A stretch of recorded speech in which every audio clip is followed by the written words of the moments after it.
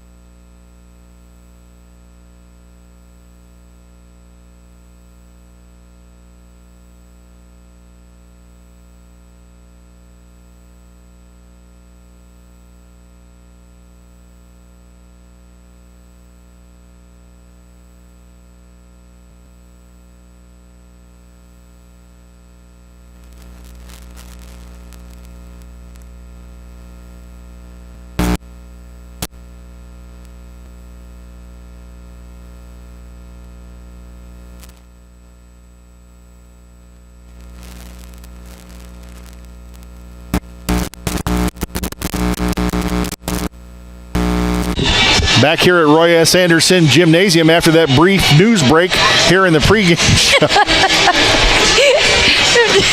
We got about 6 minutes before we tip off here. You know, Coach, a tough game last night, a game where I don't think anybody from either side left much on the floor last night. We noticed that fatigue maybe had set in a little bit for our kids in the, maybe in the third and definitely the fourth quarter. Yeah. We talked about this earlier, the mental aspect of the game. The mental aspect of the game is really going to come into play here today to get themselves, after last night with the lights out and the big crowd, to get themselves psyched back up today to play a good Galesburg team. Yeah, definitely. Talking about the fatigue, I think Coach mentioned it in the post-game show just a little bit. We saw shots became a little bit shorter in the third and fourth quarter, weren't falling like they were the first half. Kind of lost our composure a little bit, or a couple minutes in that third quarter, regained it, and just stayed resilient throughout the rest of the game. But today, you come in on a Saturday at 2:30, and I think we talked about this another time, where your body is used to playing at a 7 or a 7:30. It's a completely different feel. But I think these girls, once they step inside, I always say, inside that rectangle in the court, they're focused. They're ready to play for each other. And I say that a lot too, not with each other, but for each other, and ready to continue in this win column. Because what do we got? What's our streak? Is it a 12-game streak? I think that's about right. Yeah, winning streak. So, like I said yesterday, this team does not like to lose. They're competitive. They'll find a way. I would imagine today, Imogen Werner did not play last night. She didn't see action. Tori Garrett saw some action last night. They may be very important today because Galesburg looks like they've got at least 6 girls 5'9" or better. Yeah, Imogen and TG both coming off illnesses, so hadn't been at practice much. Imogen back and forth. She's been sick, and so I think they're just trying to get them better, for down the stretch.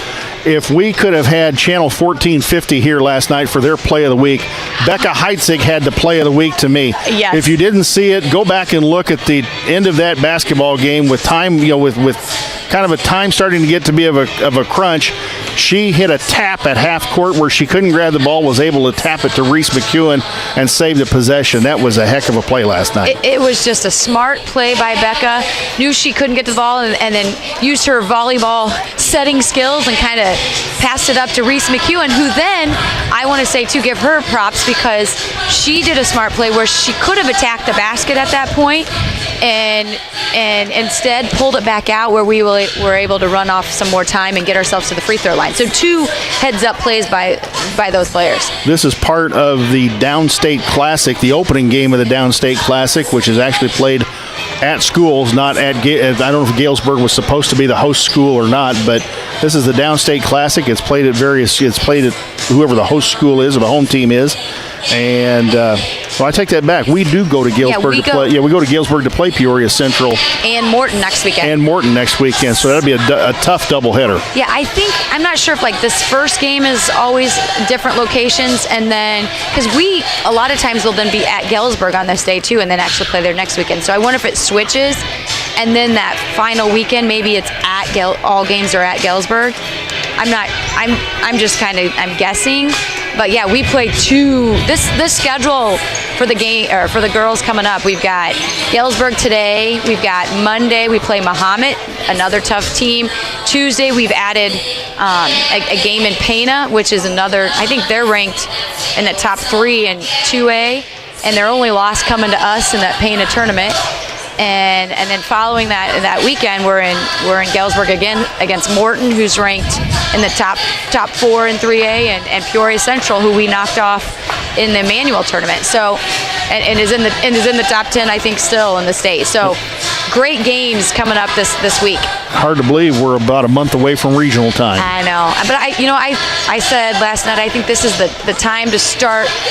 This is when you like your schedule to get tough like this, because this is where you want to start getting into some situational basketball, learning how to control the clock, getting girls comfortable in different situations that you will most likely see in your postseason run. Ryan Stolzenberg back today, do you know? Yep, she's down there. She's back. I think the only one missing right now is Piper Whiteman, who will be free. I think she's out of quarantine tomorrow, so she should be joining the team on Monday. So then I think we have everybody back. I do believe, knock on wood, it's went through, and we don't see any more of the COVID for the rest of the season. And we see Coach Al across the way. Looks like, I don't know if he's manning the clock or the scoreboard or something. Maybe he can do points today. If not, you got him. All right, let's go ahead and send it back to the station for a 2-minute timeout. By the time we come back, we'll have starting lineups and the opening tip. This is Lady Raider basketball on WLCN FM.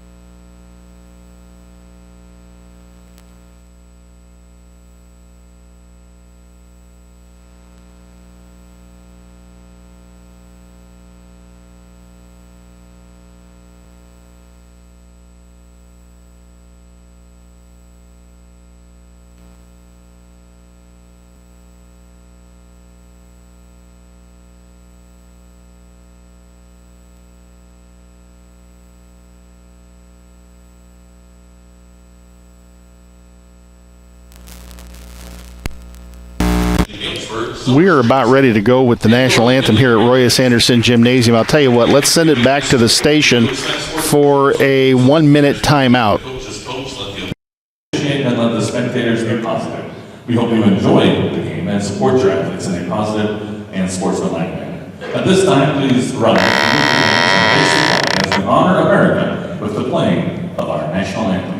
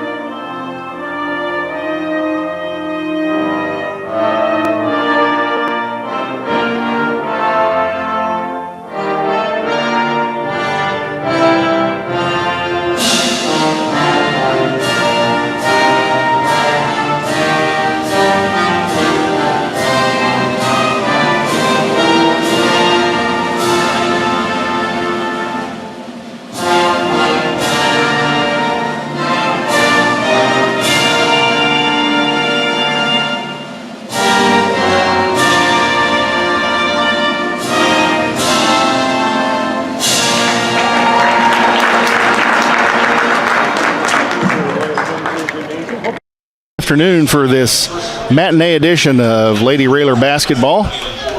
As teams go to their respective benches, we'll have starting lineups here in just a minute. Kara Kilgore, a 5'8" sophomore, comes out as one of the starters. Grace Nelson, a senior, comes out, another one of the starters for Galesburg. Cadence Leidick, number 24, comes out. She's 5'7" and a senior. Abby Lingefelter, another senior, 5'9" senior. Abby Davidson, a senior, number 40, 6'1" senior.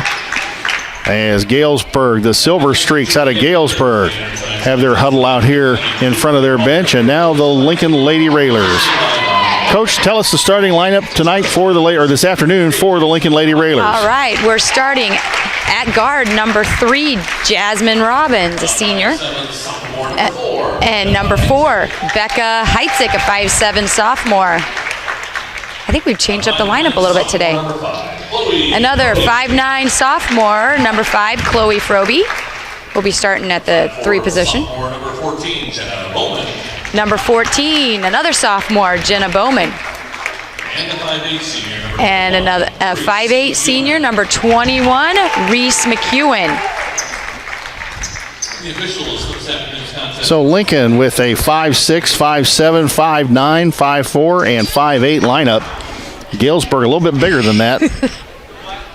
Hey, we're going to say we got speed. Let's go with Well, that. that may create a matchup problem for Galesburg. We don't know. I mean, Galesburg these girls are tall and they're not sticks, that's for sure. Yeah. It's going to be a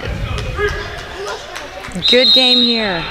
Davidson and Froby for the opening tip. Davidson controls it into the backcourt. Kilgore get it across the timeline. Lincoln sets up in their traditional 1-2-2. Out front to Nelson. Nelson between the circles. Goes to Davidson. Kilgore in the corner. Back out front to Nelson. Being very patient. Nelson to Leidick. And a travel. And a traveling call against Galesburg. They were starting out patient in their opening set, weren't they? Yeah, very, very patient. Not in a hurry. Ball above their head, just moving the ball around. So let's see if they set up. Nope, I thought they was going to go man-to-man, but 2-3 zone, it looks like, the way they're collapsing. In the corner, Bowman kicks it out. Robbins, Jazzy going to go down the lane, in the trees, lays it up and good. Jazzy Robbins opens with a deuce here, and Lincoln up 2-0 early in the going. Davidson quickly ahead to Kilgore. McEwen, a nice job there to stop her and nearly took the ball away. Nelson will have the basketball out front. Goes to Davidson. Kilgore. Kilgore back out front, Nelson. Right wing, Leidick. Really trying to capitalize on that baseline runner that keeps swinging her side to side here.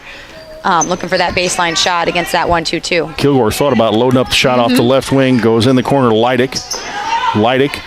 Cross court Kilgore. There's a 3 on the way. Got it.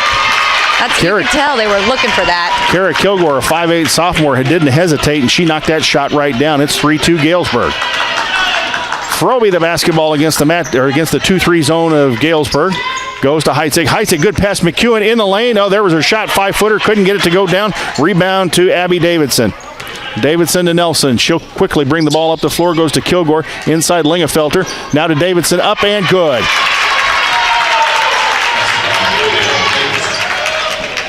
5-2 the Galesburg lead. This is that little sluggish that we talked about yesterday. We're not coming out with that same fire, but hopefully we get something going here. Froby, Bowman out to Heitzig. Long 3, up, no good. Rebound, McEwen inside, put it up, got the foul. We got to go at some of these big girls underneath, kind of help get them into foul trouble, hopefully. Abby Davidson, 6'1" senior with the foul. Her team's first foul. Reese McEwen, first one, eyes it up and good. 5-3 the Galesburg lead.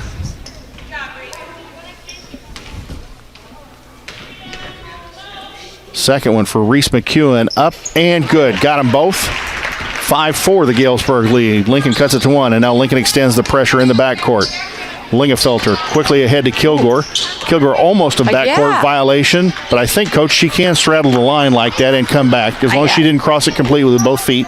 Back out front, Nelson. Leidick in the corner, Kilgore. And now they're watching her as a shooter. Leidick out front. Leidick cross-court, Kilgore. Kilgore and load up again. Misses the 3. Rebound Lingefelter. Lingefelter out to Leidick.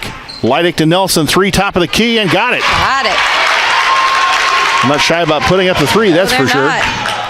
8-4 the Galesburg lead. And now Imogen Werner going to come into the basketball game for Lincoln. Froby, 15-footer, up, in and out, no good. Rebound battle for the basketball. Heitzig almost had it. Lingefelter the rebound, and Nelson quickly up the floor for Galesburg. Nelson as Galesburg starts their offense way out front, goes to Kilgore. Kilgore in the corner, Lingefelter. Out front, Grace Nelson. Oh, almost had Davidson inside. She flashed to the free throw line. Out front, Nelson. Nelson, Kilgore. Kilgore going to drive in. Kilgore going to drive in. 5-footer in the lane. Up, no good. Off the back, off the iron. Rebound, Leidick. Leidick out front, Nelson. Nelson, corner, Davidson. Davidson, the big girl. Dribbles it. Now she's in trouble. Count is on. That's close to 5 seconds. Gets it to Leidick. Leidick, Kilgore. Now to Nelson. Galesburg being very patient this possession. They are really looking for that skip pass to that base right here. There it was. Got behind the 1-2-2. Kira Kilgore, and she gets the layup. That is a vulnerability with the 1-2-2 is that weak side. Well, that back screen, a lot of teams like to try to run that back screen and with that skip pass, so. Frobe out front with a basketball. Lincoln down 10-4, 4:02 to go here in the first quarter. Frobe, Heitzig. Heitzig going to drive down the lane, kicks it out. Bowman through her hands and out of bounds. Substitutions for Galesburg. Juniper Schwartzman, 5'11". She's 5'11". Boy, let's just keep bringing them off the bench. 5'11" junior. And we have a mass timeout here at Roy S. Anderson. Let's go ahead and send it back to the station for a 30-second word from one of our sponsors.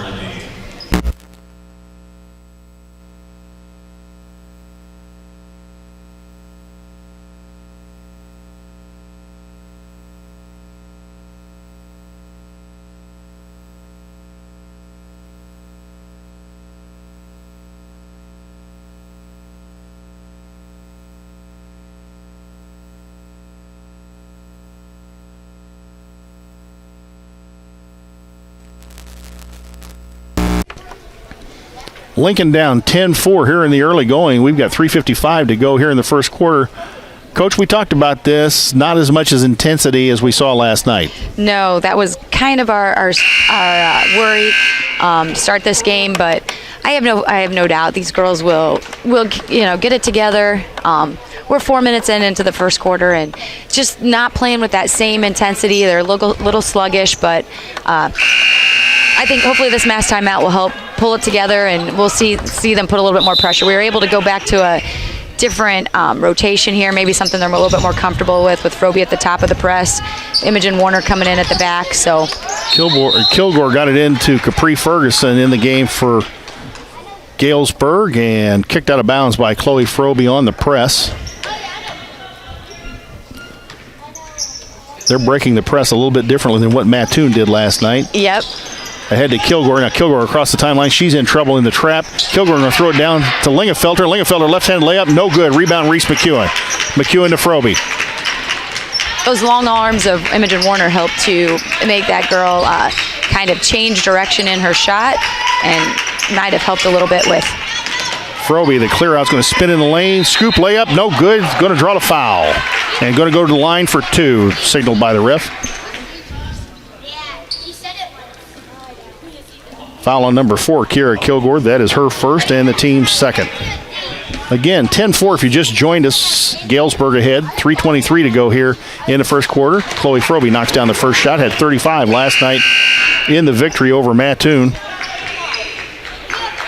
We had 3 players in double figures last night. That was great to see. Yeah, and they hit them at good times. We had girls that just stepped up at the right times when we needed buckets, and so hopefully this translates over into this game today too. Frobe, second one back of the iron, no good. Rebound Kilgore. Kira Kilgore quickly ahead to Ferguson. Ferguson, almost a backcourt violation there, and ball stripped away. Here comes Frobe. Frobe down the lane, layup time, got it. Ferguson, the basketball still in the backcourt, kicks it back to Lingefelter, to Kilgore, to Lingefelter. Now across the timeline. Looking for that that's what we want to happen. Alexis Ederson in the game for Galesburg. Back out front to Ferguson. Ferguson almost got her pocket picked again, and Frobe's going to get nailed for the foul. Coach, I hate to make too much of a judgment with limited opportunity to see Galesburg, but I think their ball handling may be a little suspect at this point. Yeah. So I think we need to pull out our pressure a little bit. I don't think we were real sure But just going with their size, maybe packing it in a little bit is what kind of the thought was. But I think we need to get out and pressure their ball handlers, because you gotta be able to make a good pass into those tall girls. So if you're putting a little pressure on them, I think they're cause a little problem. Ferguson and Edgerson play catch with it. Now Kilgore down on the left side, back out front. Edgerson, she's going to launch a three and rebound to Bowman. The long rebound to Jenna Bowman. Jenna Bowman will bring it across the timeline, hand it off to Chloe Froby. Froby, there's Heitzig on the pop out, top of the key to Bowman. Bowman, pop out to Werner, to Heitzig. Heitzig looking inside McEwen, pop out Froby, three, top of the key, up good. Chloe Froby got it right where she wanted it, nailed the three, 10-10 the score. And Galesburg breaks the press. Here we go, get that Edgerson, trap. And she stepped on the half-court line. Go. That's where we want to get that trap. That was a good job by, was that Bowman and Warner or Bowman and McEwen? I think it was Bowman and Werner. Yeah. Nice trap by the Lady Railers at half court. And, Coach, I wondered if maybe a little more pressure, we might see their ball handling be a little suspect. Yep, I agree with you. I think like I said, we hadn't seen them, probably weren't sure what to expect, so we were packing it in a little bit with that height. But once we've figured out, can kind of pressure their ball handlers, cause a little bit more problems. Bowman, Heitzig, Froby. Galesburg playing man-to-man. Well, Heitzig. Oh, and Heitzig got fouled by Kilgore. Yeah, that's going to be 2 on her.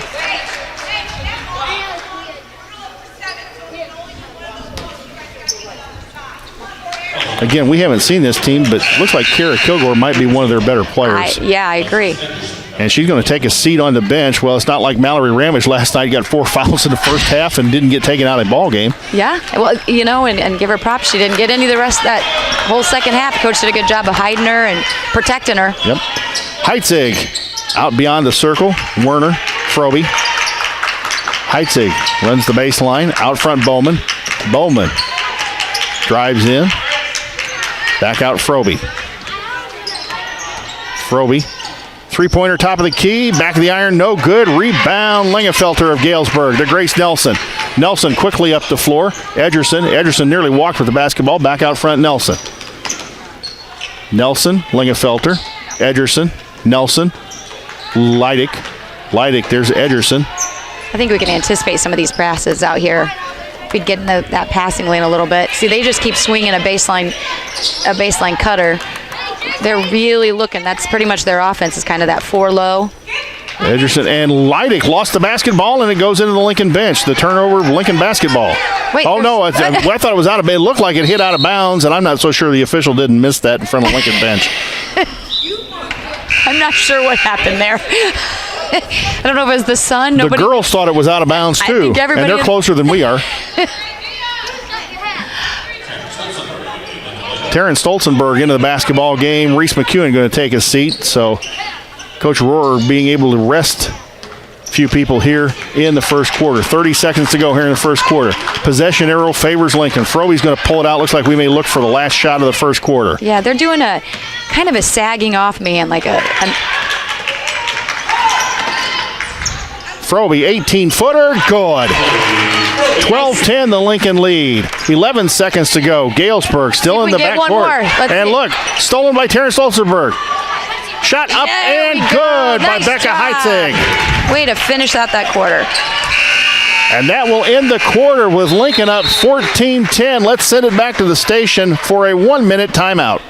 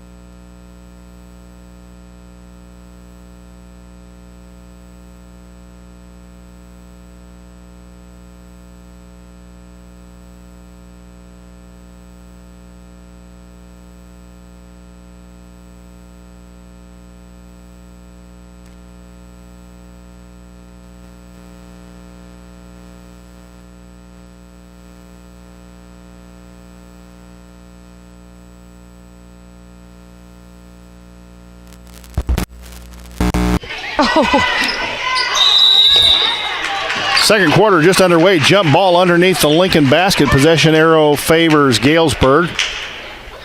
As missed shot inside by Chloe Frobe on a rebound. After Taryn Stolzenberg threw up a three-pointer that was way off the mark. Lingenfelter in the backcourt, and the ball tipped away again. Kilgore picked it up. We almost had a steal there. Across the light, it goes inside to Davidson. Nice turnaround shot, and it rolls home. Abby Davidson, the big girl, with a nice turnaround shot. Coach, I may be wrong, but I don't think this team's going to beat us off the dribble because I don't think they've got the ball handling skills to do it. Maybe I'm wrong. No, I would agree with you on that. They've got some good shooters.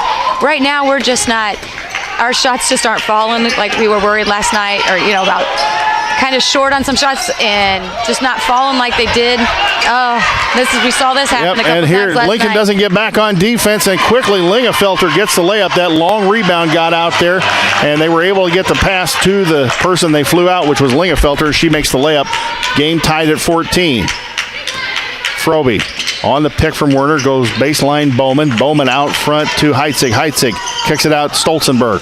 Stolzenberg back out Frobe. Top of the key, three. That's her spot, up and no good. Off the front of the iron. Kilgore with the rebound. Quickly ahead to Grace Nelson. In the corner, Leidick. Leidick out front, Nelson. Nelson to Leidick. In the corner, Davidson. Out front, Nelson. There's that baseline shot they're looking for. Leidick almost took the shot, drives in, 8-footer up, no good, and Imogen Werner gets in there and grabs the rebound. Nice box out by the Lincoln girls. Good job of Imogen Warner to get her hands up and extend her length to make it a little bit more difficult for them to get that baseline runner.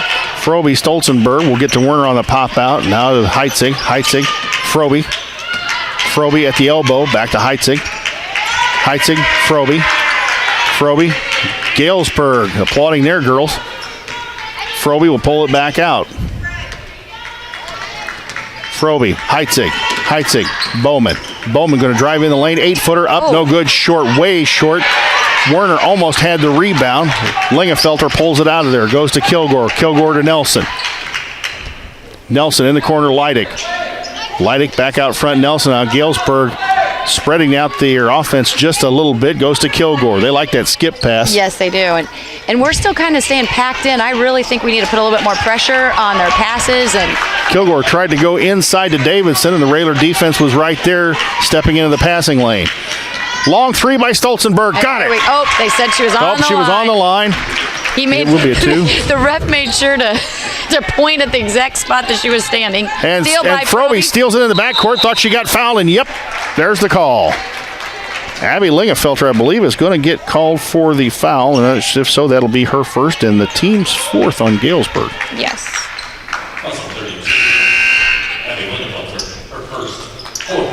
You wouldn't know him, but the ref standing over here closest to us reminds me of old Fuzzy Froschauer.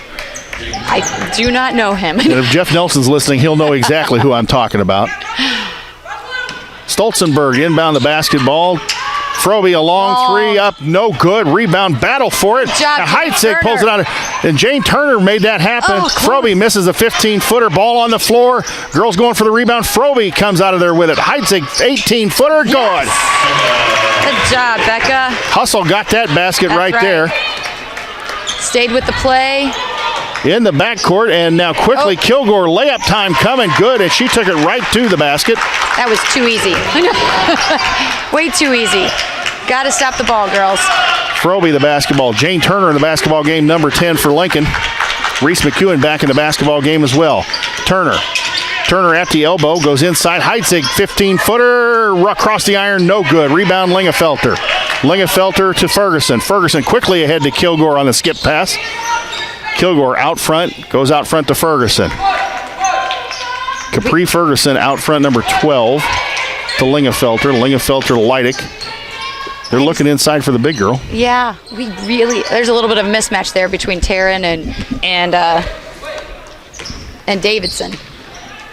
So they were trying to capitalize on that, but didn't get it in. Ferguson to Kilgore, Leidick, and through the hands of Davidson, ball knocked away. Froby. Lingenfelder picked it up. Froby knocked it away, and Froby's got it there with the basketball. Down the lane, scoop layup, got it. Stepped in between the trap and got the scoop layup. Nice move by Chloe Froby. 20-16, the Lincoln lead. 3:30 to go here in the first half. Another steal here.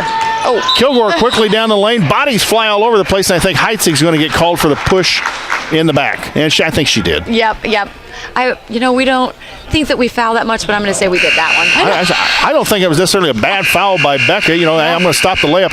If you're going to stop the layup, you don't let them make the layup. Right. Teach them to foul hard. We have an official's timeout on the floor, so let's go ahead and send it back to the station for a 30-second word from one of our fine sponsors. You're listening to Lady Railer Basketball on WLCN 96.3.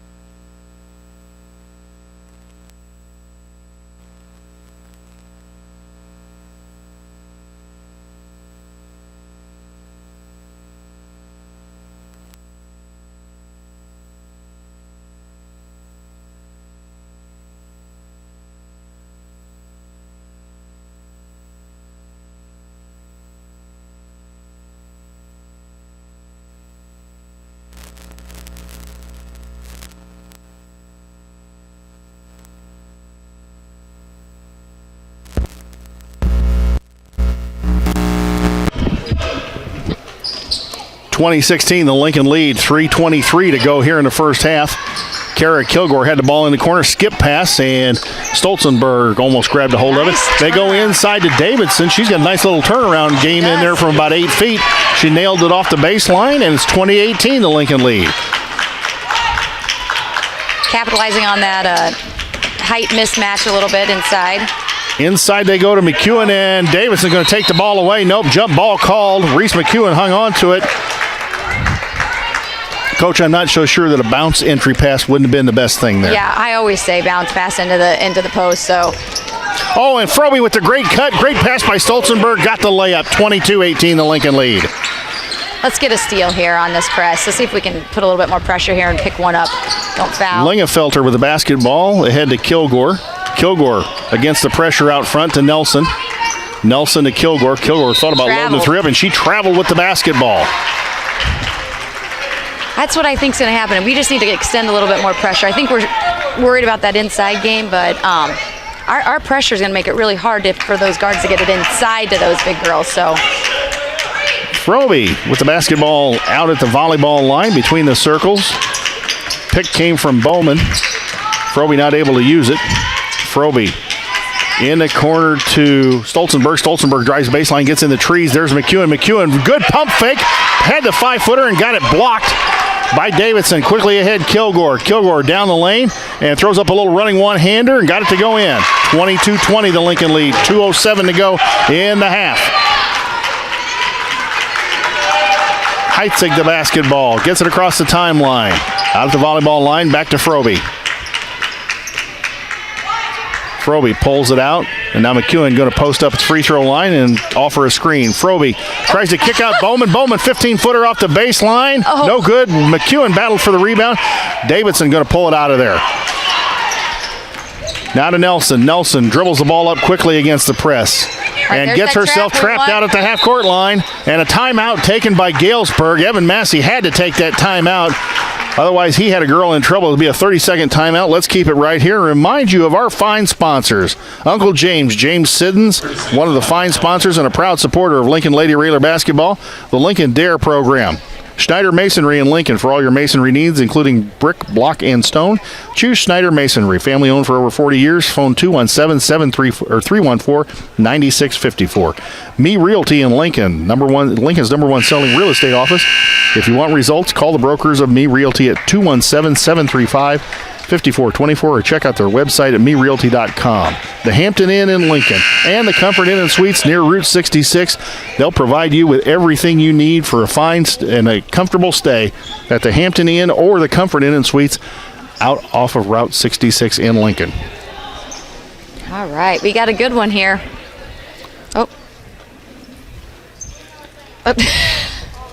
I'm not sure what's... Did Imogen check in? I hope so. I'm not sure. Did she... Imogen Werner, well, they didn't call it technical, so Imogen Werner into the basketball game for Reese McEwen. Minute 30 to go here in the first half. Kilgore out front to Grace Nelson. And ball kicked away. Was a little late. Wasn't sure they were going to make that call, but... Ball kicked away. It will remain Galesburg basketball. Kilgore's inbounds to Nelson. Nelson out front to Lingefelter. Lingefelter Davidson way out from where she's normally posted at. They're going to swing her down to that. Just trying to swing her to the box. Lingefelter, Kilgore going to drive in. I thought she traveled going in there. Ball up, no good. Throws it back up again, and a foul called. Here's the thing we've talked about. We talk about learning and the things that we learn from each game. And the one thing we've seen out of each game is our rebounding. We don't like to box out. Like, we've got to get better at boxing out, especially against these bigger teams. Taryn Stolzenberg with the foul, her first, and the team's third. First one up by Kilgore. Missed, no good. Again, Lincoln up just 22-20 against a very tall and talented and good shooting Galesburg team. Missed them both. Froby picks the rebound out of there, and Froby needs some help now. Picked up her dribble and got help in the form of Stolzenberg. Back out Froby. Minute 3 to go here. Possession arrow favors Galesburg. Heitzig out front Stolzenberg. Bowman. Heitzig. Froby on the cut. Froby down there. 5-footer up and might have got it blocked. Ball battle for it. Stolzenberg going to pull it out. And now Froby's got it in the corner. Froby, 15-footer up. No good. It bounced around on the rim. And Abby Davidson, the big girl, pulls it out of there. Quickly ahead, Leidick. Leidick in the corner. The long skip past Kilgore. 3 on the way. Got it. Good. And the Galesburg, there are quite a few people from Galesburg here today, too, and they stand up and applaud. They've got the lead, 23-22, with 23 seconds to go here in the first half. Looks like Lincoln's going to play here for the last shot of the half. Yep. Bowman, Heitzig. Heitzig drives, kicks it to Froby. Froby, 3 on the way. No, rounded out. Werner, the great rebound. She went up and she got fouled by the big girl. And I don't know about that one. You try and be fair. You don't want to be a homer, but that girl got a lot of ball there. Yeah. We'll take it and send Imogen to the free throw line, but the sun was in the officials' eyes. Up and Imogen gets it to rattle home. That hit everything but the scoreboard. 23-23. This is a good one, folks. Turn it up. Or don't. Second one. She almost banked it home. I hope she called that one. Nelson, the basketball quickly out to Leidick. And Leidick dribbled it right out of bounds. Goes back to Lincoln with 2.4 seconds to go. Imogen Warner got back there on defense, and that caused that. Quickly ahead to Froby. Froby going to come quickly in a hurry. Got to get it up in a hurry. Did she get it off? It goes in. Let's see. They counted. This official counted the bucket. Sorry. 26-23. Chloe Froby with a 27-footer to end the first half. It went down. And just like they drew it up, I think. What do you think? The official raised his hands. The out official raised his hands, so that is good. 26-23, and we are at halftime. Let's send it back to the studio for a 2-minute timeout, and we'll come back with the halftime show. Coach will have halftime scoring as well.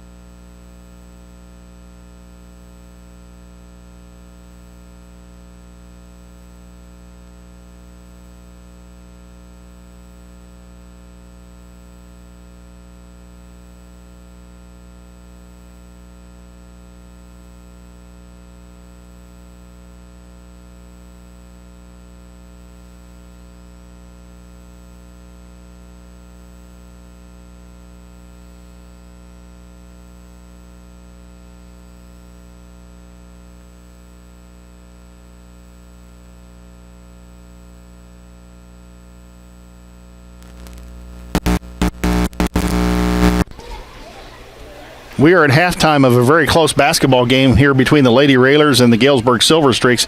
Lincoln up 26-23 on a 27-footer at the gun by Chloe Froby. Not sure that one was going to count, Coach, but the out official signaled that it was good. And we're up 3, and probably lucky to be up 3 at this point. I agree. This is something we talked about. We were worried about fatigue, tired legs, especially with everybody coming back from sickness. But a lot of our shots have been short, not on mark, not getting the rebounding, not getting in position. All those things we're just a step slower, I think, than yesterday. And I think that's an excellent way to put it. We seem maybe a step slow today, a little sluggish, if you will. A little sometimes on offense too, because I've noticed sometimes we seem to be just a little, almost look a little confused on offense about what we're supposed to be doing, and then we go down to the defensive end and maybe we miss a box out, or we don't step in front of somebody who's driving. Right. But we talked about this. I think we've kind of agreed on this, that if we get enough pressure on the Galesburg girls, we can start causing some turnovers. Yeah, definitely. I feel like our defense would create a little bit more havoc on their guards. I'm a true believer in, you've got to have really good guards to get into your bigs, and they've got to be able to make a good pass to put them in a good shooting position or in good position. And if we're putting our pressure on those guards, they can't make those passes into those big girls. And maybe it's unfair to compare them to Mattoon, but I don't think they have the ball handlers across the board that Mattoon did last night. Even if you took Mallory Ramage out of that game, they still had the Niebrugge girl. They had a couple of girls that could handle the basketball last night. And shoot. Yes. And shoot outside. And I feel like this Galesburg team is kind of centered around number 4 is at Kilgore. Am I right? Yeah. Here at Kilgore. And she's a sophomore out of Galesburg. Kind of centers around her. They're swinging her against our 1-2-2. They're swinging her around the baseline. We've seen the one play where they had her kind of hang out on that opposite side and then ran that back screen against a bottom defender of the 1-2-2, which you see a lot against. That's where our opposite wing just needs to drop and recognize that a little bit quicker or sooner. But like I said, it seems like we're about a step slower, but we expected that. So, you come off a big game like that, you're expecting they're fatigued. It was a quick turnaround time to be here, and especially with all these girls coming off of the illnesses, they're just not back in that same basketball shape that they were in. So what you're seeing right now, I think, is just pure heart. They're playing from their heart, and they're going to play. They got to play smart, and that's what's going to win this ball game for us today. Is just playing smart down these last 2 quarters. What have you got for halftime scoring there, Coach? All right, let's take you through the halftime score. Let's start with Galesburg Silver Streaks. Leading the way for Galesburg is number 4, Kiera Kilgore, like I mentioned, a 5'8" sophomore. Number 10, Grace Nelson, who is a 5'2" senior. She's got 5. Number 32, which is Abby. How do you say that? Lingefelter. She's a 5'9" senior. She's got 2 points. And the big girl inside, Abigail Davidson, a 6'1" senior. Great turnaround. She's got 6. And for your Lincoln Lady Railers, number 1, Taryn Stolzenberg's got 2. Number 3, Jasmine Robbins, 5'4" seniors, got 2 points. And leading your Lady Railers in scoring right now is number 5, Chloe Froby, a 5'9" sophomore. She's got 15. Number 21, a 5'8" senior, Reese McEwen. She's got 2 big free throws. And Imogen Warner, number 33, with 1. There's the scoring at halftime. Again, Lincoln ahead 26-23. Chloe Froby with 15 at halftime for Chloe. How many did Kilgore have at halftime? 10. Kilgore's got 10, so they've got 1 in double figures. We got 1 in double figures at halftime. And Lady Railers now back out on the floor. Galesburg coming back out on the floor. Remind you that tonight it's a doubleheader here for WLCN, the sports voice of Lincoln and Logan County. We'll have the boys in action against Western Big 6 team Quincy. The Blue Devils of Quincy come in here for the first time since 1997. And back in 1997, our friend and broadcast partner Josh Comnick got 20 against the Devils in a victory here at Roy S. Anderson Gymnasium. So hopefully we see that same outcome again tonight. It's going to be a tough one tonight. Quincy's got some very talented players, including a talented freshman named Bradley Longcore. I watched him on at the tournament. Like, they have another talented player too, right? Yeah, like, Jeremiah Talton, who's a Western Illinois recruit. He's a 6'5". Junior, I believe, yes. And then they've got Kashawn Johnson, who's a 6'4" freshman, who's 6'4", probably goes about 215, and he's not shy about getting the ball in the post and backing you down in. He's pretty aggressive. I mean, I told Coach Al earlier that as a kid I would have hated to play against at 8th grade. I mean, you get a kid that big in 8th grade, he's going to destroy most junior high kids. Yeah, definitely. So, and I think when they played in Collinsville, 33-30, is that yep, what? 33-30. All right. The teams have met. This will be the 14th meeting since 1927 between the two schools. And the last game was down at Collinsville, which was a 33-30 Quincy victory. They took the lead late in the basketball game. Now, is Quincy the school that does like the fire? Am I right? Yes, like, they're the Blue Devil ceremony at Right. Blue Devil Gym. Yep. They run out. Yeah, that's something I you know what, of all the games I've been and all the gyms I've been to, that's one gym I haven't been to a game yet. So I'm going to have to venture over there one of these days. I hear it's a sight to see. That I know we have our, well-known beginning of the game ceremony, but I've heard all about Quincy's too, so I'd like to see that. Yeah, their Blue Devil ceremony at half court with a flaming pitchfork is something to see. All right, we're about ready to start the second half here with Lincoln up 26-23. And Galesburg's going to start with the ball, so let's see if we can get our legs under us and got 16 more minutes of good basketball in us. Kilgore going to inbound the basketball to Grace Nelson. Nelson against the Lincoln defense goes to Kilgore. Kilgore out front, and now Lincoln starts to put a little pressure on her. Out front, the ball knocked away. There's the big girl, Davidson. She picks it up, goes back out to Nelson. Coach, we're going to get one of those deflections and pick it up. It just hasn't. We talked about. There's the steal. There's the steal. Bowman stepped in, stole the basketball. Lincoln quickly ahead. Heitzig, 5-footer, up and rolled it across the iron. Oh. Knocked out of bounds. McEwen and Davidson battling, and they say McEwen touched it last. Ooh. I know. It was a close call. It was close, I guess. Now, see, we're back. See, we're going to back it up. This is kind of go maybe a 3-quarter press just to save our legs a little bit. I like this move. Lingenfelter and Bowman steps in, anticipated the pass, steps in the passing lane. Quickly to Froby. Froby, had McEwen open just for a second down underneath, but Davidson able to recover very quickly and get down there. Froby, the basketball out front. Froby back to Heitzig. Heitzig, Raylers run a little bit of weave out front. There's Jazzy Robbins to Froby. Froby. She was in that sun. In the sun, thought about the three, and I think it might have blinded her for a second. I think so, too. Out front, Robbins. Now Froby will reset the Lincoln offense.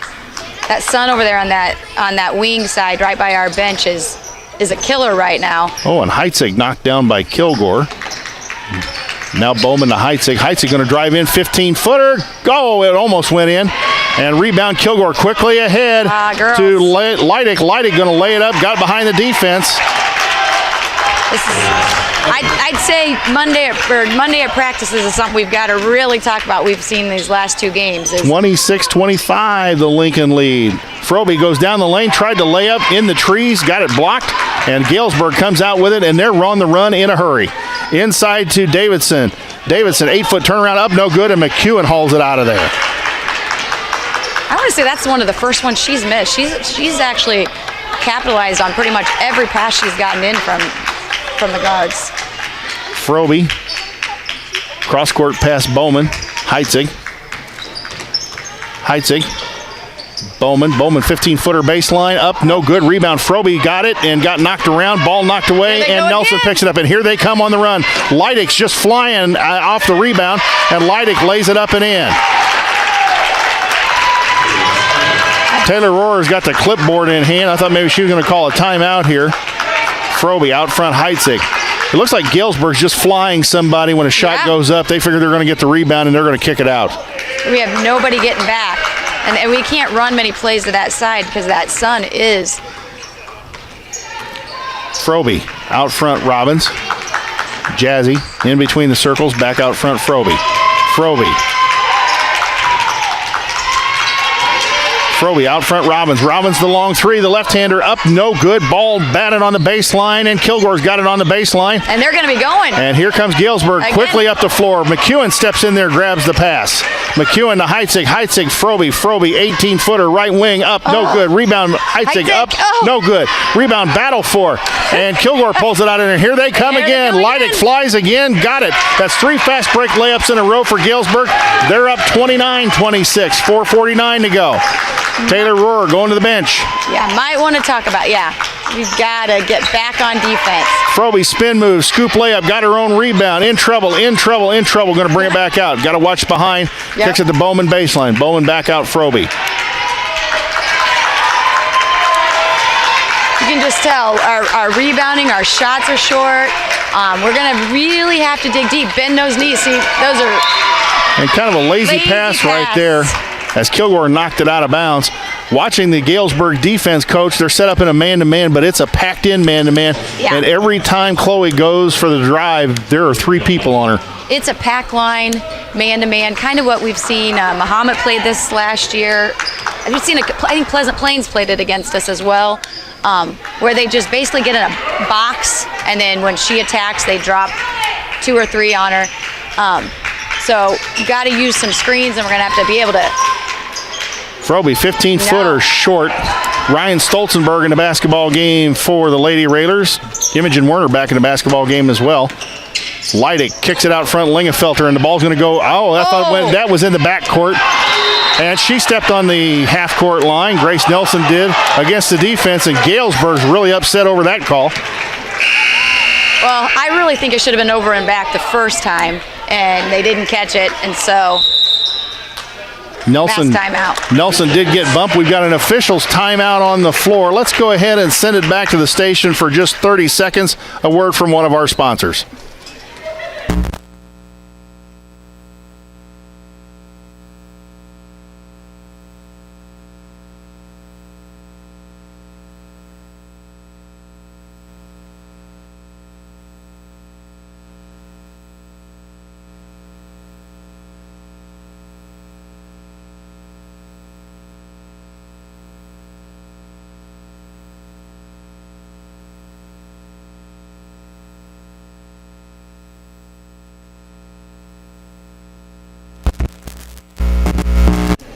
Back at Roy S. Anderson Gymnasium, where Lincoln down 3, 29-26. Galesburg has capitalized on 3 fast break layups. And folks, if you're watching there on their YouTube channel, they're just flying 1 or 2 girls. When a shot goes up, they're just flying somebody. They figure they're going to get the rebound, and they have, and got it kicked out for some easy fast break layups. Lincoln back on the floor. Galesburg back on the floor as well. Remind you that we have a boys game at Bloomington Tuesday night, but you need to check the LCHS website and Twitter, because there is a spectator attendance policy. General spectators will not be allowed. You've got to be associated with one of the athletes, and I believe it's 4 people per athlete. No tickets are being sold. It's 4 people per athlete at Bloomington High School on Tuesday night. And if you can't make it, join us on WLCN and the YouTube channel. There was a battle underneath. Imogen Werner tried to get the shot up, couldn't get it, and Galesburg quickly out with the rebound. Kilgore going to take it all the way, lays it up and in. 31-26 the Galesburg lead. Coach, Lincoln could use a basket here. We could definitely use a basket, and we've maybe a timeout for... Frobe, kick out to Stolzenberg. Ryan, I don't think she caught it where she wanted it. Kicks it back out wisely to Frobe. Well, she's been out all week, so I don't feel like she thought... Frobe down the lane, kicks it out. Terrence Stolzenberg, opposite wing, up, no good. And a rebound, Lingenfelter, and Ryan's going to get nailed for the foul.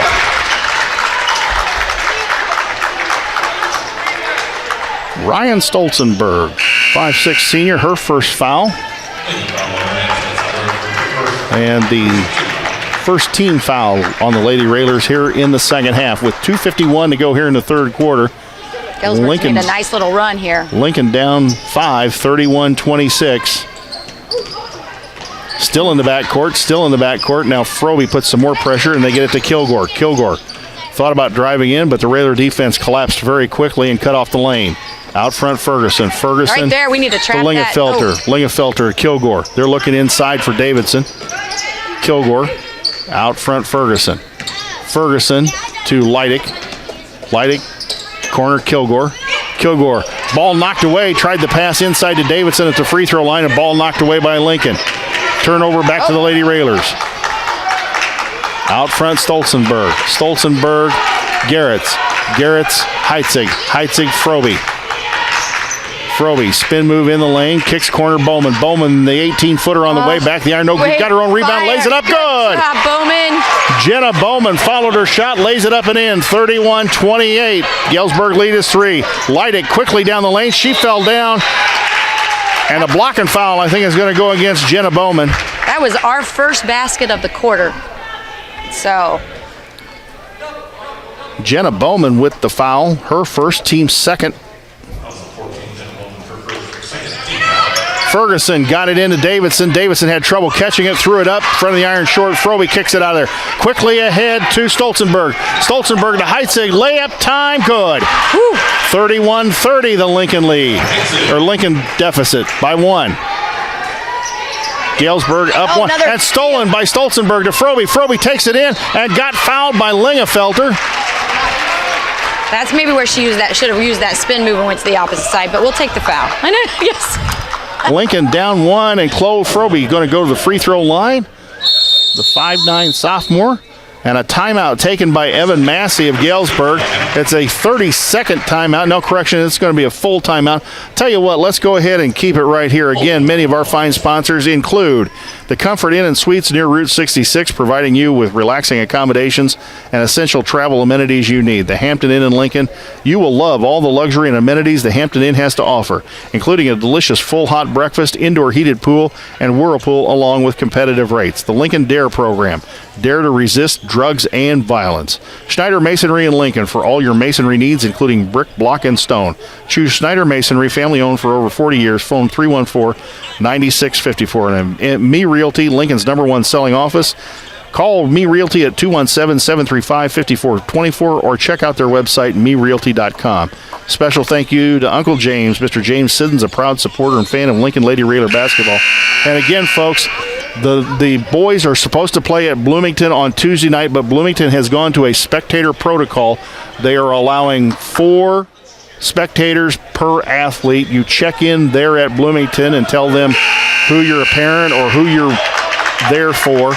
As far as our roster goes, that's what Coach told us earlier, and that's how you get into Bloomington High School. They're not selling any tickets, and we aren't selling any tickets here. We have no tickets here, so don't bother to call out here to the athletic office. But if you're just a general spectator going to Bloomington Tuesday night, you're probably going to want to turn us on WLCN or hit the YouTube channel. Frobe missed the first of 2 free throws. Second one, eyes it up, and good. It finally rolled home. 31-31, game tied quickly. And and Galesburg might have traveled there. Leidig got around her person. Goes to Kilgore. Kilgore drives in the lane, and no resistance to the drive in the lane. Laid it up and in. Galesburg up 2, 33-31. Possession arrow favors Lincoln at this point. Chloe Frobe in the corner. Terrence Stolzenberg. 3 on the way. Up, no good. Back of the iron. Ball battle for. Good job. Ripped away, and who's on the floor? Is it? And Tori Garretts is going to get called for a travel. Great rebound by Tori Garretts and just battling, and I don't like that call. To me, that ought to be a jump ball or no call whatsoever. And a double dribble there. And Ferguson nearly traveled with the basketball as the Lincoln put a lot of pressure on her out front. Kilgore now the basketball back out front. Ferguson, they go in to Davidson. Davidson, nice turnaround. she's got some good footwork. She does. Got the ball inside, turned and shot it right in. 35-31, Galesburg up. Frobe the basketball. Goes to Bowman. Bowman, Frobe. Frobe, long 3, didn't get it. Rebound, Garrett's back to Frobe. Frobe, and we've got a foul somewhere, and it looks like, is it going to go against Davidson? Davidson, I do believe. Nope, number 24, and that would be Leidig. Leidig's going to draw the foul. Cadence Leidig, that's her first, team second. Oh, wow. Shot up, no good. Rebound, battle on the floor. Kilgore picks it out of there. Kilgore quickly down the floor. And Becca Heitzig went down, and Kilgore's going to get called for the travel. There's a lot going on down. If you're watching this on YouTube, probably. I hope Chloe sees that there's 10 seconds left. Folks, I'm not reffing from the broadcast position, but I got to admit there are times I'm shaking my head. Heitzig out front, Frobe, long three, up. She got fouled. Yeah, they did. Leidig fouled her 25 feet from the basket.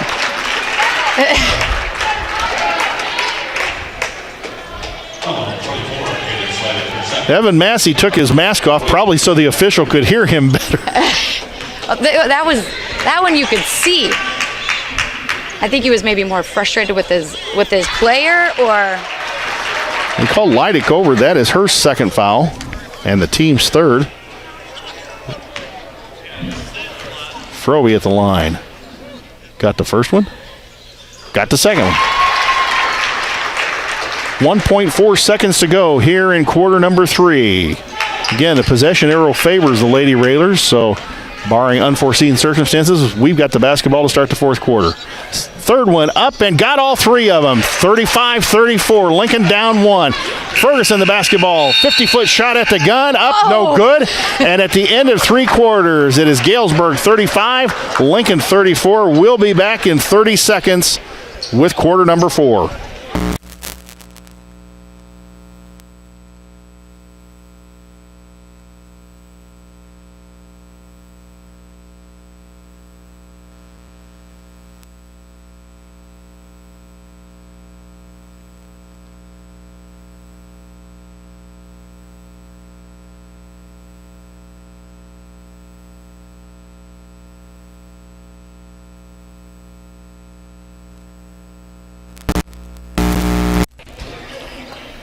Lincoln down one, 35-34 here at Roy S. Anderson Gymnasium. Full 8 minutes left to go. Lincoln will have the basketball to start the fourth quarter. Both teams still with their respective coaches as they get ready to come out of the in-between period timeout. Coach, you getting nervous? No, I'm not nervous. These girls, I believe in their abilities and their heart. I just said to you, though, I wish it was a blowout game. I think my nerves were shot from last night, but here we are, and these girls are, like we said, battling with fumes because you can see the fatigues really set in right now. We talked off the air, folks. If you're not aware, we had about 6 girls that had COVID issues in the past week or so. Hadn't played a game since December 20, the Christmas tournament. Hadn't played, and practice was spotty at best. Yeah. And some of them are still trying to get themselves back into playing condition. And fatigue after a hard game last night, fatigue starting maybe to set in just a little bit, legs going out. And inside Frobe at the free throw line. Frobe in the corner, Bowman going to drive in and got knocked away to Kilgore. Kilgore going to try and press the Lincoln defense by running all the way down the lane. And I thought she might have traveled there. Kicked it out to Davidson. Nelson. The Leidig. 18-footer on the way. No good. Rebound. Davidson put it right up and in. You got to box out on that weak side rebounding. It's got to be there. Those are those little things we talk about that make a huge difference in big games like this. Frobe out front. Heitzig three on the way. Short. Rebound. Battle on the floor. Davidson pulls it out of there. She quickly ahead to Nelson. And here comes Galesburg on the run again. Kilgore. They ran the break perfectly. Yep. Kilgore lays it in left-handed up and good. 39-34 the Galesburg lead. Taylor Rohr is going to have to take a timeout. And the Galesburg crowd is really excited and fired up here. This would be a huge victory for them to come in and beat the number 4 ranked team in the state in our gymnasium. Definitely would be a huge win. We've seen that too many times now. I think that's the 5th time or 6th time that they've just outletted and we didn't have anybody back or didn't stop the layup.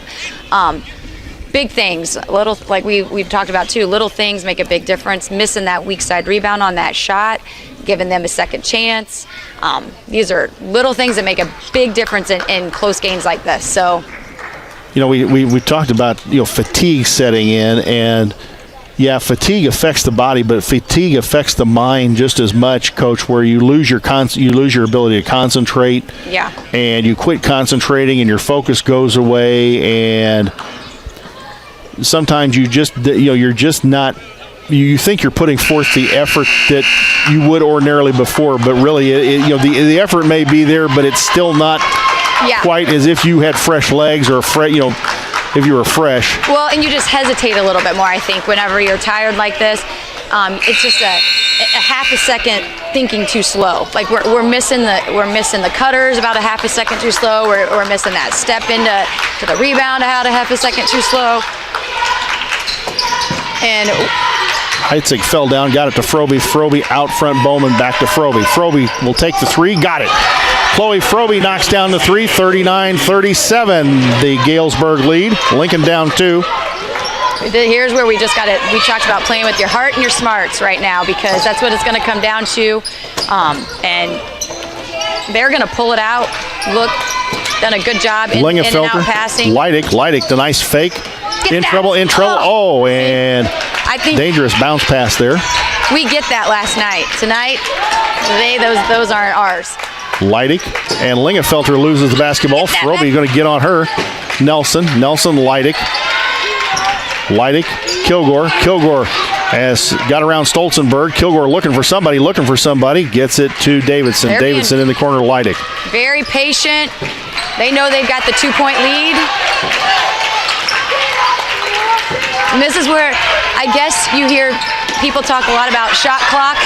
And Kilgore lost the basketball and got it right back. And foul going to go against Chloe Froby. Tori came up with that steal and then did a quick pass, and Kilgore got it back, and then foul by Froby. 3 team fouls on each team. Reese McEwen back in the ball game. Tori Garrett's out. Kira Kilgore will have the ball at the Galesburg bench. She'll inbound it to Grace Nelson. You've got to get that pressure up top. Taryn's got to get out there and... Lingenfelter. They're going to call Chloe again. Chloe Froby gets called for the block. That's 3. Their coach has been wanting it. Taylor Rohrer and the official are having a conversation. I'm not so sure she's not asking about a hook there on Lingenfelter. That's 3 fouls on Chloe Froby. Nelson out front. Nelson across to Kilgore. Kilgore, Leidig, the cross-court pass. Kilgore, 3 on the way. No, air ball, rebound. Davidson on the baseline, got it and rolled it home. That's that weak side rebounding we've got to have in big games, and they're coming up short on that a few times. So. And she just stood there and grabbed it out of the air. Yeah. It wasn't like that she had to jump or skide for the rebound. Froby goes in the corner, Bowman. Back out front, Froby.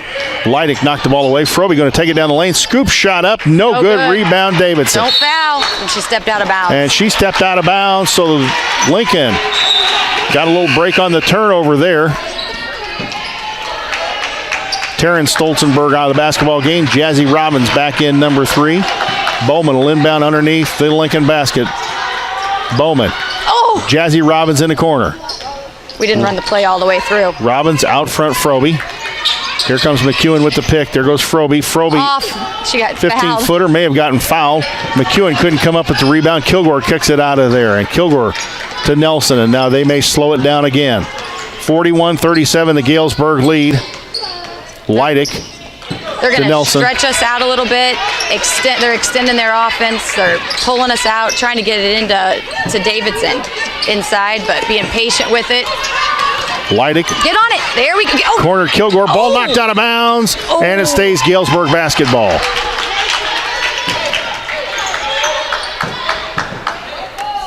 As you can see, if you're watching at home, they are trying to make us pay a price for giving them a 4-point lead, or them having a 4-point lead, pulling it out. And they go inside to Davidson. Davidson, turn around, up, no good, in and out. And Bowman the rebound. If we had legs, we'd need to push the ball. Froby out front. Froby looking for an opening here somewhere. Froby goes to Bowman baseline. Bowman drives in the lane, throws up the hook shot, didn't get it, and the foul called. Good take by Jenna Bowman. Abby Lingenfelter with the foul. That is her second and the team's fourth. I think that's her third. No, it is her third. I must have missed one somewhere. Wait. Well, you're our official scorekeeper. Bowman got the first free throw, 41-38. Lead cut to 3, 4:01 to go here in the fourth quarter. Second one, got them both. Good job by Jenna Bowman. Good job by Jenna Bowman to knock down both free throws in a tight basketball game here. 41-39, the Galesburg lead. Kilgore kicks it to Davidson. Davidson. I'm not sure they want her handling the basketball. Yeah. Back out front, Nelson. Nelson, corner, Leidick. Leidick to Davidson. Davidson back out front, Nelson. Tried to throw it in the corner to Davidson, and Bowman stepped in with a fine steal. Froby, and got to watch Kilgore, came back on the defense, nearly took it away from her. Froby drives, kicks it to Jazzy Robbins. Robbins out front, Heitzig. Heitzig to Bowman. Bowman going to drive in the lane, kick it Froby. Froby, three on the way, up and short. No. Didn't get it. Ball batted back to Chloe Froby, takes it in. No. Running one-hander up, no good. Got her own rebound in the trees, throws it up, no good. Rebound, I think she got it again. It's going to be what's going to be the call here? Jump All three ball. officials and a jump ball. Possession arrow favors Galesburg. It's one of those days. This is where we're talking about your legs aren't there. You got to get to the free throw line. So you got to initiate contact. Chloe was falling away from her shot instead of going through the shot. So officials timeout on the floor. Let's go ahead and keep it right here. Coach, officials timeout on the floor. Donnie Bowman's over there clapping, trying to get the girls to get fired up. And maybe a little bit of break coming out of this timeout will allow them to make some play on the defensive end and convert it to offense. Yeah, definitely. We've got 3 minutes here, down by 2, and as many of our shots as we've missed and as slow as we've played, to only be down by 2, with 3 minutes still left. Hey, we're still in the ball game because right now we're just not playing our typical up-paced game. So. These last 3 minutes, again, you got to will yourself to win in these last 3 minutes. So the way that they are guarding Chloe Froby and collapsing on her, 2-3 people, somebody else is probably going to have to step up here and knock down a shot or two. Yeah, and we just haven't had that tonight. So Jenna Bowman hitting those 2 free throws. I think that's this half. All we've had to score is Jenna and Becca basket. And it's not that other girls haven't put up shots. They simply haven't gone down. We've made 3 baskets the whole second half. The rest have been free throws. Here comes Kilgore on the run. And the Lincoln defense does get back this time, although I think she was going to pull it out anyway. Yeah. She hands it off to Davidson in the corner. She's under pressure. Davidson across to Nelson. Leidick. Leidick going to take it in. 8-footer off the baseline. Up, no good. Rebound, Froby and Kilgore battle for it. And a jump ball called. It will go Lincoln basketball. Heitzig inbounds to Froby. Just under 3 minutes, 2:45 to go here exactly. Oh, and a dangerous pass from McEwen to Robbins. Robbins was lucky to get a hand on it and knock it down. Oh, I don't hand think off that's to what we Froby wanted. in the traffic. And timeout, Coach. Another jump ball called, and that, Coach, was probably not the best pass to make in traffic like that. Yep, because the jump ball goes back to them, so. Lingenfelter to Kilgore. Kilgore quickly up the floor. Bowman cuts her off in the lane. Kilgore walked all over the place in the lane, and the official caught it and called the traveling on it. You can see that very plain as day up here. We need to come up with something different here on offense. That handoff play is not going to work. They're collapsing 2 or 3 girls on Chloe. So a backdoor play, something that's going to get a quick. Heitzig Froby's trying to create something out here. She goes down the lane, got the shot blocked. Froby, ball out of bounds, and it stays Lincoln basketball.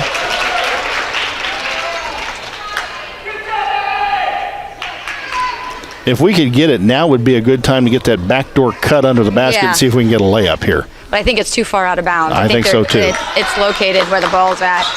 Bowman inbounds the basketball, trying to get it in, gets it into Froby. Froby in front of the Lincoln bench. Chloe Froby out front, Becca Heitzig. Becca drives in, kicks it to Bowman. Bowman, Froby. Froby in the corner, Heitzig. Heitzig drives around, 8-footer in the lane, up, no good. A little bit of a line drive shot there. And the foul going to be committed, I think, maybe on Becca Heitzig in the backcourt. I think you're right. Now, those again, just not using our legs. So that's where that line drive shot's coming in. We're not seeing the arch, the same elevation that we were seeing. This is where we got to get a quick one right here. That's what we needed. And a steal by Lincoln. Here's Frobe in the lane. Scoop shot up, no good. Got her own board. Throws it up and in. Tie game. 41-41. Minute 36 to go. And she stepped over the end line. Turnover by Galesburg. Now, here's where we could run that play. Stepped over the end line, looking to get it inbounds. Inbounds, there it is. Right there, up and no good. It is called a technical foul. Are they going to? I think did one of the defenders go across the line? They broke the plane. I think they broke the plane. Let's see. I think that's the call. Let's see here. I think it's a technical foul because this would have been, 10. Yep. I'm pretty sure that who he said. 10, yeah.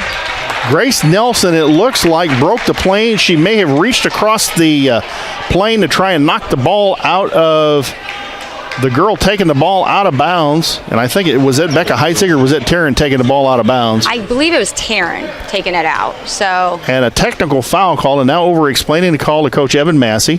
First one by Chloe Frobe, up, no good. That will go as a personal foul also, I believe, against Grace Nelson. I don't know about that. That may not be. I don't know. Well, they did. They gave it to her. So they did give it to her. Okay. Yeah. So you're right. Second one, Chloe Frobe got it. Lincoln up 42-41. A minute 34 to go in a basketball game. Lincoln has the possession arrow, and now Galesburg going to have to probably come at us a little bit. Yeah. Both teams with 5 fouls on the scoreboard. So I would think we would try to hold it for a little while, at least get a good shot here. Because as poor as our shooting has been today, they've got a foul to give too. Yep. So, and we do too. We got to be tough with the ball. We got to be strong with the ball. And how many timeouts do we have? I think we have a lot. So. Yeah, I don't know that Taylor's used maybe more than one. Frobe dribbling out front. Got to watch the official count. Got to break the count. Well, they've switched defenders multiple times. Frobe got it to Heitzig. Back out front, Frobe. Reese McEwen went down on the floor. She's back up. Those are foul, and that girl is trying to foul. Oh! And Kilgore knocked Chloe Frobe into the back court. Just literally. And Taylor Rohrer wants an intentional foul. And that is called. That's the call. Intentional foul on Kilgore. Evan Massey's not happy. Neither are the Galesburg fans. So we're gonna go and shoot the free throws. And Evan Massey calls timeout. He wants to jaw at the officials a little bit. She just took and shoved her. So I don't know what you can argue about with that. The only thing I could say is that they were trying to foul and they weren't calling it, so she wanted to over-exaggerate a little more, but we'll have to check with Winnie Ransdale back at the studio and see if you sent the did I send it into noise red? meter into the into the red. That was like a little mama bear come out a little bit. Lloyd fortunately has his earphones turned down. He doesn't listen to us anyway. 42-41, folks. This is an exciting win here at the end. We've had a technical foul. We've had now an intentional foul. And Chloe Frobe is going to go to the line and shoot 2 free throws. And that also puts us into the bonus, too. So, I'm not saying much, but I'm going to tell a little story about Chloe back in. We got a fan getting kicked out now. Nope. I don't think he was kicked out, but he's walking across the floor. So I think he may be being told to leave. Oh, okay. Yeah. Well, maybe that's it. Looks like maybe we did have a fan removed. Yes. One of the Galesburg fans has exited the arena, and I don't think it was voluntarily. I don't think he was going out for popcorn. No, I don't think so. First one by Frobe, up and got it.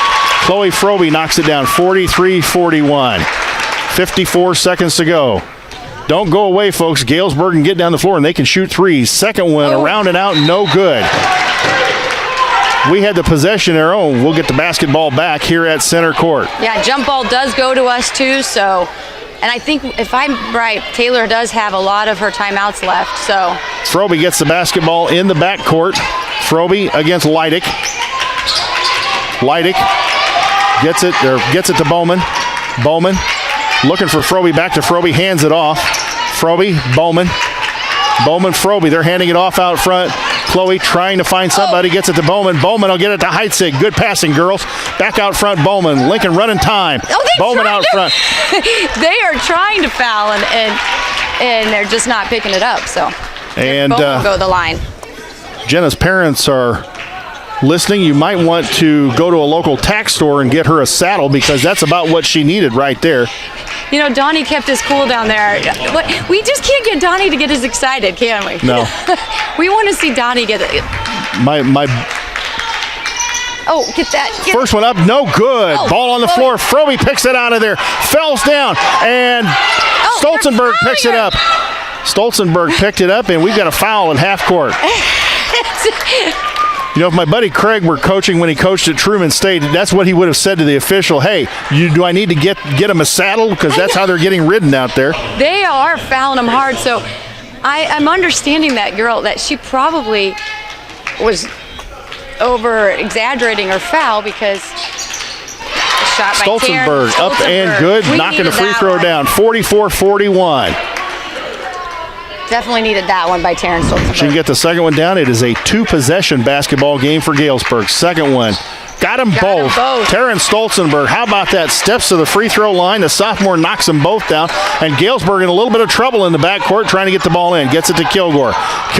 We have two fouls. We have a foul to give. Kilgore, and good defense by Lincoln. Bowman stepped in and took the pass. The trap out front stopped her. Frobe in the backcourt. Frobe still in the backcourt. Calm down, Mom. They are trying to foul, and they will not call it.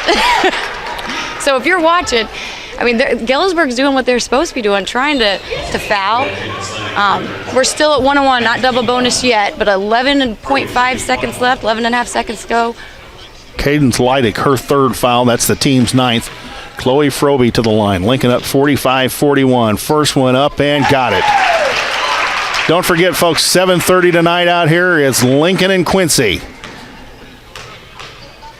Two of the top 10 winning programs in the state of Illinois. Second one, got them both, 47-41. 2-possession game for the Silver Streaks. They're eating up time in the backcourt. Here comes Kilgore. As Lincoln tries to guard the three-point line, Kilgore threw up the three, didn't get it. Leidick to rebound inside, 5-foot turnaround up, no good. And that's going to end it with a 47-41 Lincoln victory here over the Galesburg Silver Streaks. Let's send it back to the station for a 2-minute timeout. When we come back, Coach will have scoring and we'll have the post-game show.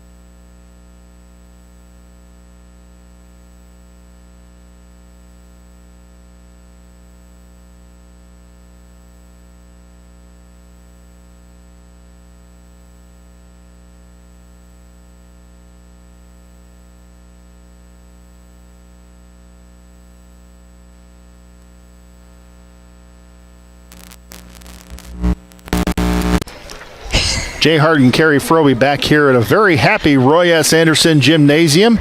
And the coach needs a tranquilizer right now as Lincoln actually wins. She needs a tranquilizer when Lincoln wins the basketball game. 47-41 over a very good Galesburg team. Came in here 14-4. They leave 14-5. Lincoln improves to, what are we now, 16-2 on the year, I believe. Is that right? 16-2? I do believe, yes.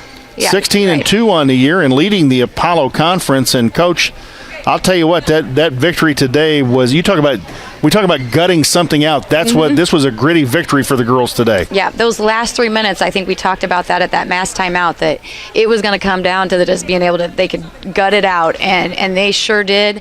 This was one of those games where the ball just didn't bounce our direction every time. We didn't get the bounces or the 50-50 balls. They weren't going to us, and a lot of that is you're tired, you're fatigued, so you're a half step slower getting to those 50-50 balls, and we said it's going to come down to guts, or I always say like heart and smarts. And these girls played those last 3 minutes very smart and capitalized on the opportunities that we were given, on fouls and things. The fatigue, I would imagine, caused a lot of mental mistakes on the defensive end. In fact, if you went through the film, you could probably just point them out where we didn't step in front of somebody, we missed a box out, we missed a defensive assignment. And you could probably go through it, but how could you fault the girls? I mean, that fatigue set in. Yeah. They're out there giving it their all, and they gutted a win out. And that says a lot about the mental toughness of your basketball team. Exactly. And that's what you want, because come postseason, there's going to be games where you play back-to-back. I mean, you might play on a Thursday or a Friday, and just coming back from this illness. So great 2 big wins when we're not 100%. So that says a lot about this basketball team, knowing that we're not where we are capable of being at yet, and but they sure are fun to watch.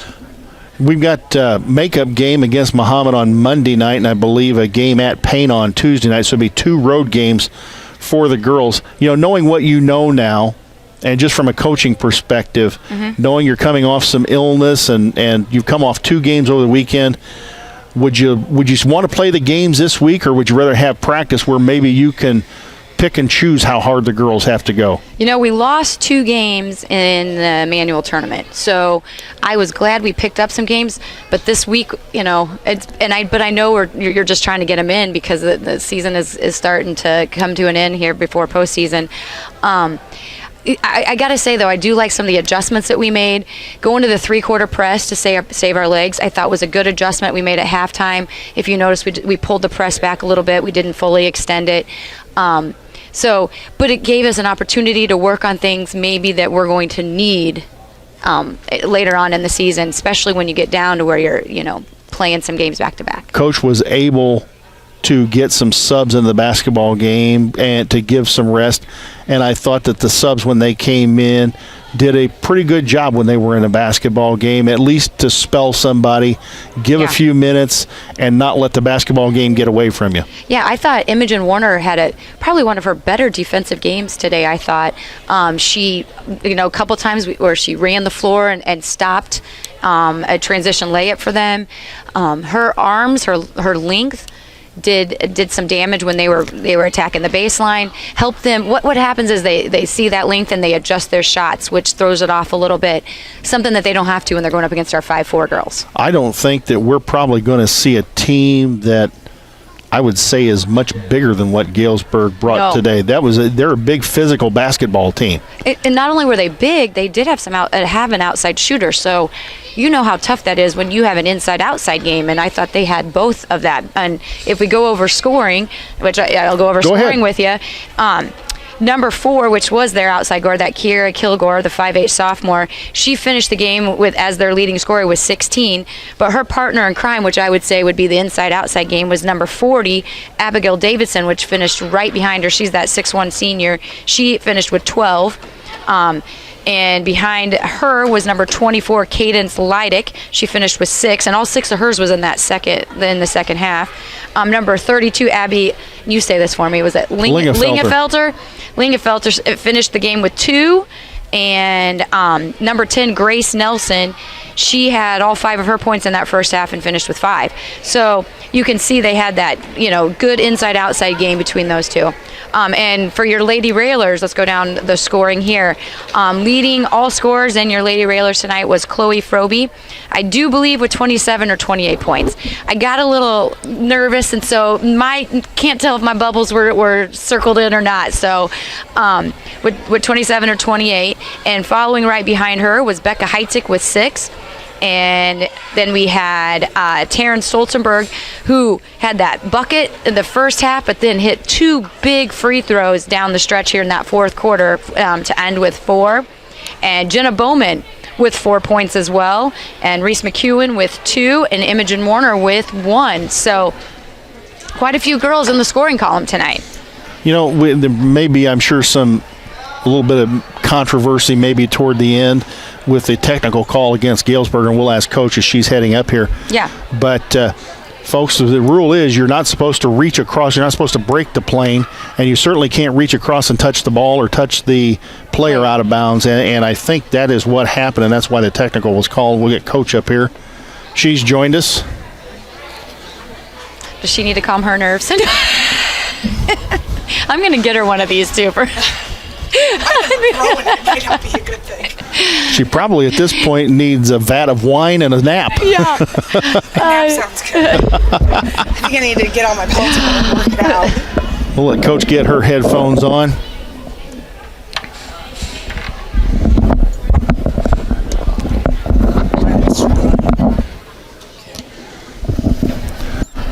Well, congratulations on the weekend. Boy, 2 big victories. I'll tell you what, if there was a gut check test, your kids passed it today.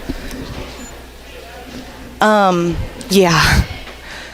That was a gutsy win. That was pure heart. I mean, I said heart and smarts is what it was going to come down to that last 3 minutes, because they were running on E and yeah. But it came down to just playing with this and this, and they did a great job.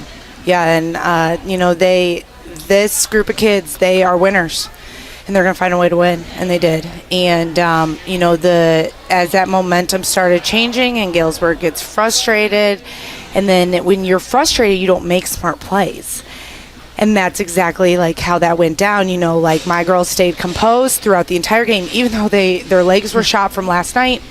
Because their legs were shot, our shots weren't falling. I can't even imagine what our shooting percentage was tonight. But we just talked about, hey, we got to get to the basket. We got to shoot layups when our legs aren't under us. We have to get to the basket, and they did a nice job. We got to the line. We made our free throws. Yeah, it was a gutsy win. It was a win of heart, and just kids that they don't take no for an answer. Taryn Stolzenberg makes 2 big free throws there toward the end, knocks them down. We were curious, the technical that was called down there, was it because the Galesburg player reached across and touched the ball or touched the player? Yes. That's what we thought. Yeah. Because we couldn't see it from here. We thought that they'd broken the plane, but yes. Surprised to see that call. Ordinarily, you don't see that thing called. Right. I don't think I've ever seen that called in my 10 years of coaching here, at least. You have a better chance of seeing a 3-second lane call. Yeah, right. Very rarely do they touch the player. Yeah. They break the plane, but they very rarely touch the player. So. And so I guess she had touched the basketball, and usually if they break the plane, they give them a warning, like, hey, make sure you don't do that again because of the technical. Well, she touched the basketball, and it's an automatic technical. So there was nothing the ref could do. That is the call to make, and he made the right call. Taryn Stolzenberg gave you those 2 big free throws there at the end. Chloe Froby stepped up and made some big free throws down the stretch. There's a lot you can take away from this game, in the fact that, hey, the girls did a great job of the gut check. But I know there were some times where fatigue had set in, and they were able to get, they got 3 fast break layups in a row right there in the third quarter. And, there's some learning experience they can take. I doubt they're going to see a bigger team this year than what we saw in Galesburg. That was a big physical basketball team. Right, yeah. We knew they were going to have size. We talked about being in position on the rebounds, and at halftime, we talked about how you can't just jump with a kid that's bigger than you. You have to be in position, and then you got to go get the ball. And, we are a little bit more athletic, and we are able to, jump with a team that, size-wise is equal to us and come down with the board, and that wasn't the case tonight. So luckily it went in our favor, and we did come down with a few big boards at the right times, and that helps with that momentum shift and confidence building too. Carrie and I talked earlier in the broadcast that we thought maybe their ball handling was a little suspect watching them play. Right. And it appeared that once you got some pressure on some of their guards, that they struggled to handle the basketball against the press. Right, and that's, we kind of made an adjustment at halftime. We moved our press back because our legs have been shot. And I wanted to leave the press on because what our press does, it might not always get us steals, but it does wear on the other team, and then they start making mistakes. So we moved it back, and the goal was to trap their ball handlers, and hopefully the ball handler throws, a bad pass. And I think we were like right there for some of those steals, but we just weren't able to come up with it. And I just think that that's that reaction time of I'm spent from last night, and so our reaction times were just a second slower than they normally are. Now on any other given night, we probably would have gotten, we'd have shot 20 layups. But kudos to Donnie Bowman, your assistant, for one, not getting himself kicked out tonight, but we just want to see Donnie. Yeah, we want to see Donnie get kicked out. But the energy he expended, I was watching him on the bench. He was trying to infuse those girls with his energy every time they came to the bench. Yeah. And I know that you were too, and I know watching those girls come over, you could tell they were tired. Oh, they were tired, and I kind of told them, after the first, I think it was maybe the first mass timeout, I said, hey, I know you're tired, but everybody in the gym doesn't need to know you're tired.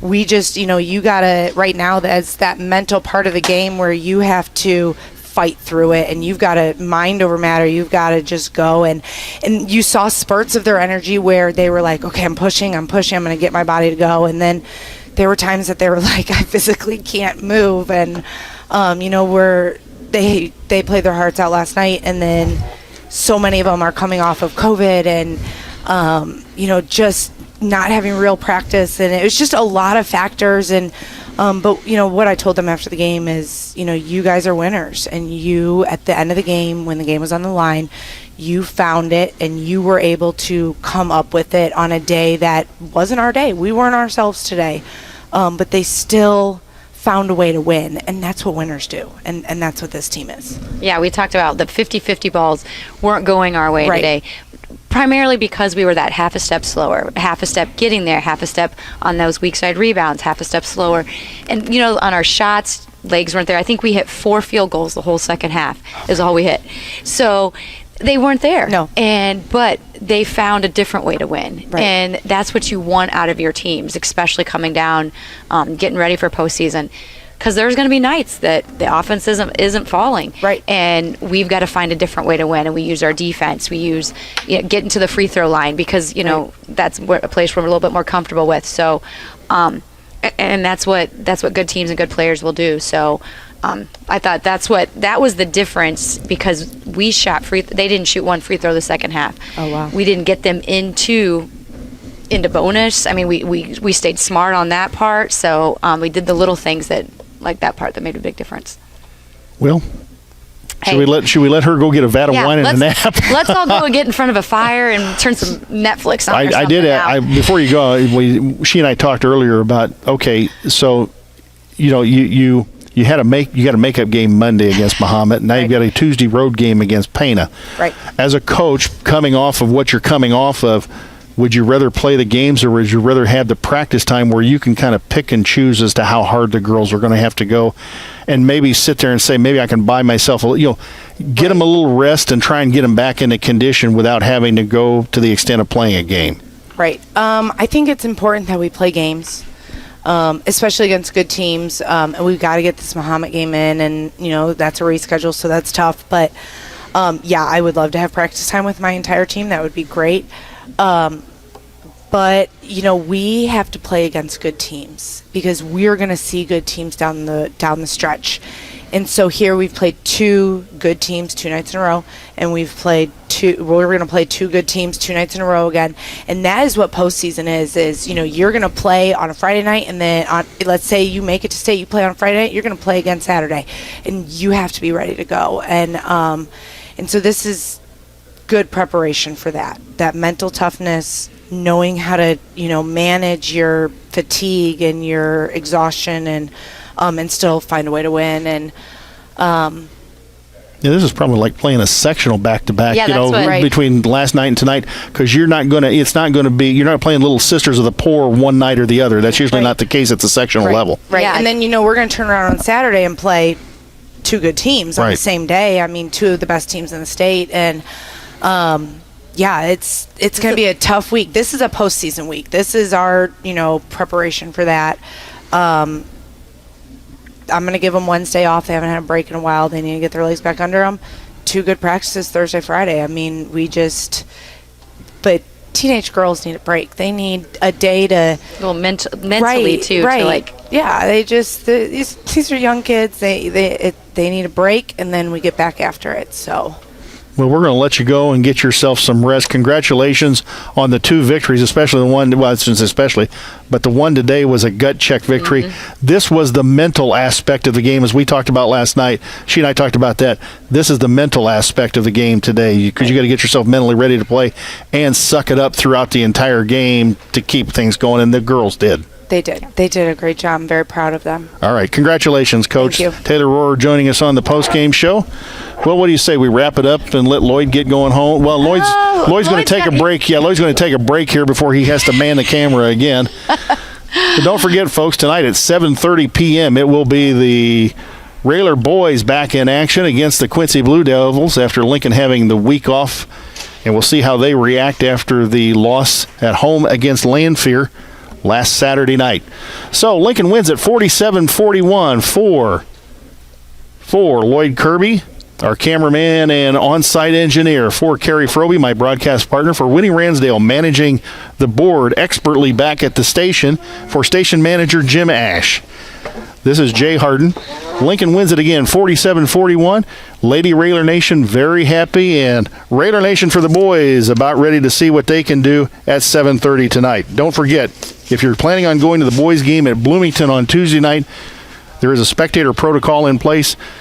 4 spectators allowed per athlete. You've got to check in with Bloomington against our roster and let them know who you're with. Tickets will not be sold at the door at Bloomington.